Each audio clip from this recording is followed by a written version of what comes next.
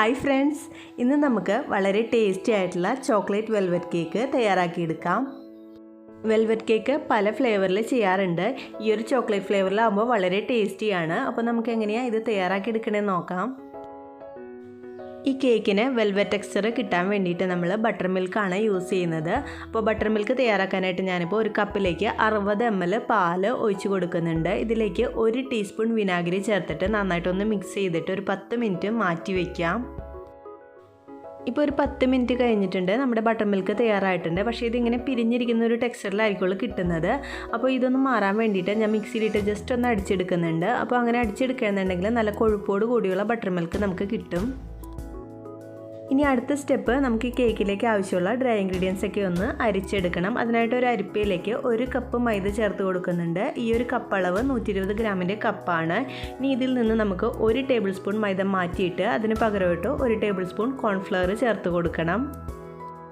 ഈ കേക്ക് നല്ലൊരു സോഫ്റ്റ് ടെക്സ്ചറിൽ കിട്ടാൻ വേണ്ടിയിട്ടാണ് കോൺഫ്ലവർ ചേർത്ത് കൊടുക്കുന്നത്. ഇനി ഇതിലേക്ക് 2 ടേബിൾ സ്പൂൺ കൊക്കോ പൗഡർ ചേർത്ത് കൊടുക്കാം.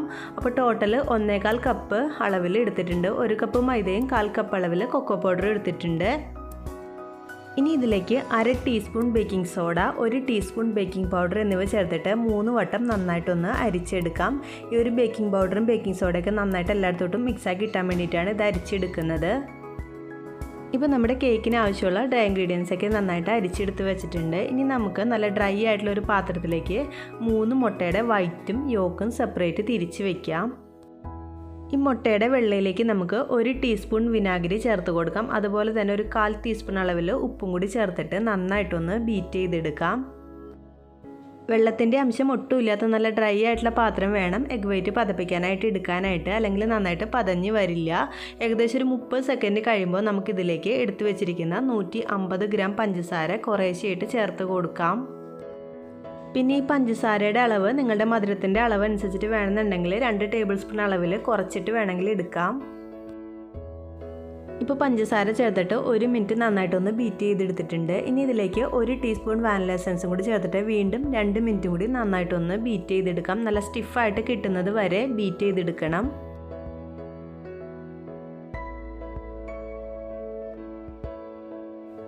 ഇപ്പോൾ എഗ് വൈറ്റ് നല്ല സ്റ്റിഫായിട്ട് ബീറ്റായിട്ട് വന്നിട്ടുണ്ട്. ഈ ഒരു സ്റ്റേജ് ആവുന്നത് വരെ നന്നായിട്ട് ബീറ്റ് ചെയ്തെടുക്കണം. ഇനി ഇതിലേക്ക് നമുക്ക് എടുത്തു വെച്ചിരിക്കുന്ന 3 മുട്ടയുടെ മഞ്ഞ ഓരോന്നായിട്ട് ചേർത്തിട്ട് നന്നായിട്ടൊന്ന് ബീറ്റ് ചെയ്തെടുക്കാം.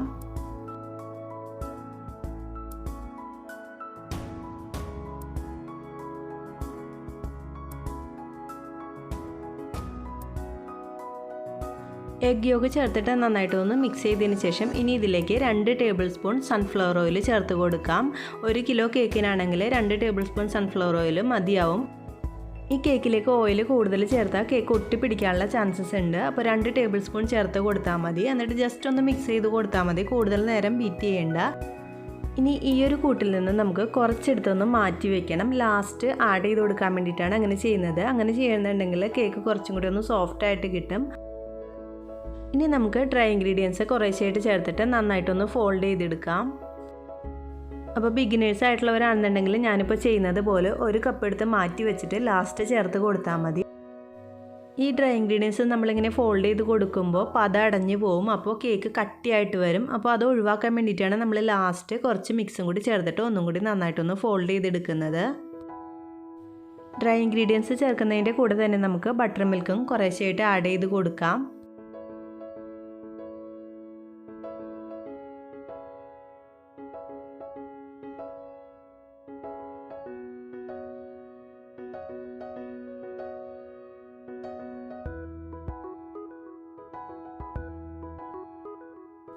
ഡ്രൈ ഇൻഗ്രീഡിയൻസ് എല്ലാം ചേർത്തിട്ട് നന്നായിട്ടൊന്ന് മിക്സ് ചെയ്ത് കൊടുത്തതിന് ശേഷം ലാസ്റ്റ് ഇതിലേക്ക് 1/2 teaspoon instant coffee powder 1 teaspoon ചൂടുവെള്ളത്തിൽ കലക്കിയിട്ട് ചേർത്ത് കൊടുക്കുന്നുണ്ട്. ഇനി നമ്മൾ ലാസ്റ്റായിട്ട് ഇതിലേക്ക് നമ്മൾ നേരത്തെ എടുത്ത് മാറ്റി വെച്ചിരിക്കുന്ന ആ ഒരു മിക്സും കൂടി ചേർത്തിട്ട് ഒന്നും കൂടി നന്നായിട്ടൊന്ന് ഫോൾഡ് ചെയ്തെടുക്കുകയാണ്.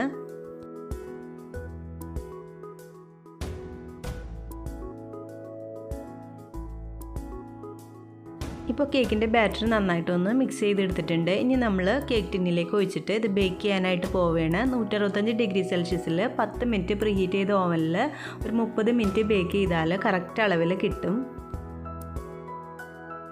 എയർ ബബിൾസൊക്കെ പോകാനായിട്ട് നന്നായിട്ടൊന്ന് ടാപ്പ് ചെയ്ത് കൊടുത്തിട്ട് നമുക്കിത് ബേക്ക് ചെയ്യാനായിട്ട് വെക്കാം. ഇനി അടുത്ത സ്റ്റെപ്പ് നമുക്ക് ഈ കേക്കിലേക്ക് ആവശ്യമുള്ള ചോക്ലേറ്റ് ഗനാഷ് ഒന്ന് തയ്യാറാക്കി എടുക്കണം. ഞാനിപ്പോൾ 125 ഗ്രാം മിൽക്ക് ചോക്ലേറ്റ് ആണ് എടുത്തിരിക്കുന്നത്. ഈ ഒരു കേക്കിന് മിൽക്ക് ചോക്ലേറ്റ് ആണ് ഏറ്റവും നല്ലത്. ഇതിലേക്ക് 60 ml വിപ്പിംഗ് ക്രീം ഒഴിച്ചിട്ട് ഡബിൾ ബോയിൽ ചെയ്തിട്ട് നന്നായിട്ടൊന്ന് മെൽറ്റ് ചെയ്തെടുക്കാം. അല്ലാന്നുണ്ടെങ്കിൽ ഓവനിൽ വെച്ചിട്ടൊരു 30 സെക്കൻഡ് മെൽറ്റ് ചെയ്തെടുത്താലും മതി. ഇപ്പോൾ നമ്മുടെ ചോക്ലേറ്റ് ഗനാഷ് നന്നായിട്ട് മെൽറ്റ് ചെയ്തെടുത്തിട്ടുണ്ട്. ഇനി അടുത്തതായിട്ട് ഞാനിപ്പോൾ 1.5 കപ്പ് വിപ്പിംഗ് ക്രീം നന്നായിട്ട് ബീറ്റ് ചെയ്തെടുത്തിട്ടുണ്ട്. അതിലേക്ക് 2 ടേബിൾ സ്പൂൺ അളവിൽ ഈ ഒരു ചോക്ലേറ്റ് ഗനാഷ് ഒഴിച്ചിട്ട് നന്നായിട്ടൊന്ന് മിക്സ് ചെയ്ത് കൊടുക്കുകയാണ്.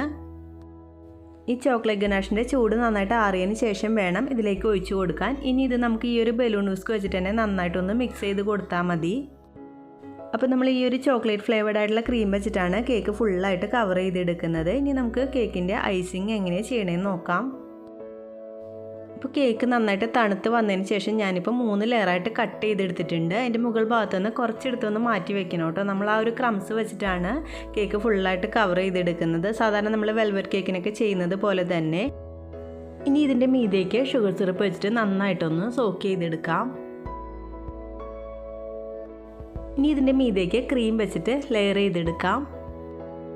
അപ്പോൾ ഈ ഒരു കേക്കിൽ ഞാൻ അധികം ക്രീം യൂസ് ചെയ്യുന്നില്ല കേട്ടോ. പുറത്ത് കൊടുക്കാനാണെന്നുണ്ടെങ്കിൽ കുറച്ചും കൂടി ക്രീം യൂസ് ചെയ്താലേ 1 kg വെയിറ്റ് കിട്ടുള്ളൂ. ഇനി ഈ ലെയറിൻ്റെ മീതേക്ക് കുറച്ച് ചോക്ലേറ്റ് ഗനാഷ് ഒന്ന് സ്പ്രെഡ് ചെയ്ത് കൊടുക്കാം. ഇനി ബാക്കിയുള്ള ലെയേഴ്സ് നമുക്ക് ഇതുപോലെ തന്നെ ഒന്ന് റിപ്പീറ്റ് ചെയ്തെടുക്കാം. ഈ ഒരു സ്പോഞ്ച് കേക്കിൽ എയർ ഹോൾസ് കുറച്ച് കൂടുതലായിട്ട് കാണുന്നുണ്ട്. അതിന് കാരണം ഞാൻ കേക്ക് ബേക്ക് ചെയ്യാനായിട്ട് വെച്ചിട്ട് ഒരു 20 മിനിറ്റൊക്കെ കഴിഞ്ഞപ്പോൾ 2 മിനിറ്റോളം കറണ്ട് പോയി. അപ്പോൾ ആ ഒരു ടെമ്പറേച്ചറിലൊന്ന് ഡിഫറൻസ് വന്നുകൊണ്ടാണ് ഇതുപോലെ എയർ ഹോൾസ് വന്നത്. അല്ലാതെ ആണെന്നുണ്ടെങ്കിൽ നല്ല പെർഫെക്റ്റ് ആയിട്ട് തന്നെ കിട്ടും.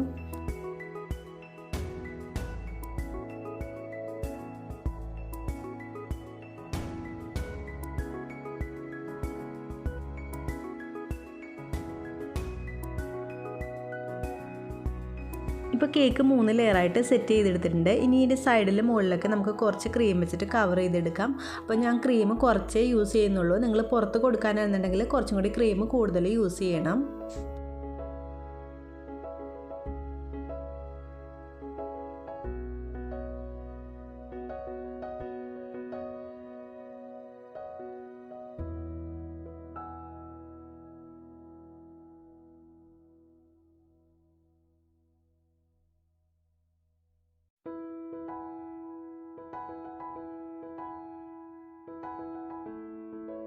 ഇപ്പോൾ കേക്ക് ക്രീം വെച്ചിട്ട് ഫുള്ളായിട്ട് കവർ ചെയ്തെടുത്തിട്ടുണ്ട്. ഇനി ഇതൊരു 20 മിനിറ്റ് നമുക്ക് സെറ്റ് ആവാനായിട്ട് ഫ്രിഡ്ജിലോട്ടൊന്ന് മാറ്റി വയ്ക്കാം. നന്നായിട്ട് സെറ്റായ കേക്കിൻ്റെ മീതേക്ക് നമുക്ക് ഈ ഒരു ക്രംസ് വെച്ചിട്ട് ഫുള്ളായിട്ട് കവർ ചെയ്തെടുക്കണം. കേക്കിൻ്റെ പീസ് നമ്മൾ കുറച്ച് മുകളിൽ നിന്ന് മുറിച്ചെടുത്തിട്ടുണ്ടായല്ലോ, അതൊന്ന് മിക്സിയിലിട്ട് അടിച്ചെടുത്തിരിക്കുന്നതാണ്. എന്നിട്ട് നമുക്കിതിനി ഫുള്ളായിട്ടൊന്ന് കവർ ചെയ്തെടുക്കാം.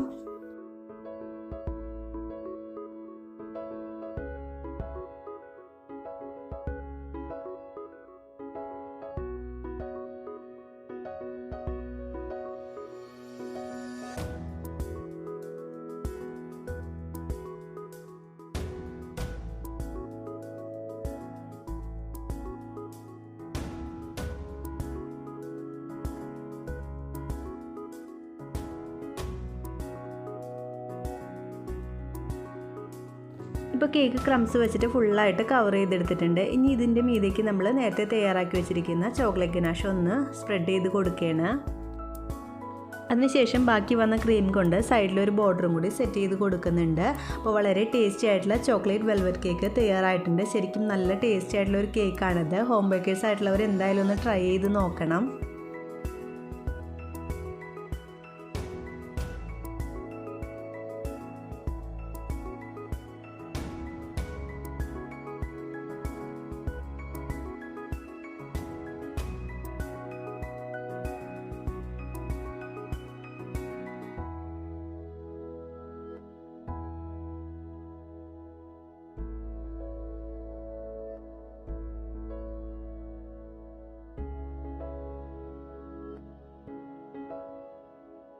ലാസ്റ്റ് ഒരു സ്പൂൺ വെച്ചിട്ട് ഇതുപോലെ ഒന്ന് ഡിസൈൻ ചെയ്ത് കൊടുക്കുന്നുണ്ട്. അപ്പോൾ നമ്മുടെ വളരെ ടേസ്റ്റി ആയിട്ടുള്ള ചോക്ലേറ്റ് വെൽവെറ്റ് കേക്ക് തയ്യാറായിട്ടുണ്ട്. എല്ലാവരും ട്രൈ ചെയ്ത് നോക്കിയിട്ട് നിങ്ങളുടെ അഭിപ്രായങ്ങൾ എന്നെ അറിയിക്കാനായിട്ട് മറക്കരുത്.